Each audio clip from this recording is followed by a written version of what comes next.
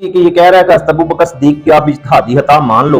اور کچھ لوگ یہ بھی ہوتے ہیں کہ اگر حق نہیں بھی تھا بی بی پاک کا سجدہ کا تو ان کو حق دے دینا چاہیے تھا۔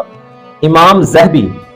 زہبی اپنی کتاب تذکرۃ الحفاظ میں نقل کرتے ہیں، سامنے سکرین پہ چل رہی ہے، کہ حدیث کے معاملے کے اندر، یعنی حدیث کے معاملے کے اندر حضرت ابو بکر صدیق کا مقام یہ ہے، کہا یہ پہلے وہ شخص ہیں جنہوں نے حدیث کو لینے میں احتیاط کو برتا ہے، یعنی ایسے ہی نہیں کہ حدیث کو بغیر دلیل کے آگے پیش کر دیا، بلکہ اچھی طرح جانچ پڑتال اور 100 بار سوچنے کے بعد اگر کوئی حدیث کو آگے پیش کرتا تھا نا تو وہ سیدنا حضرت ابو بکر صدیق تھے۔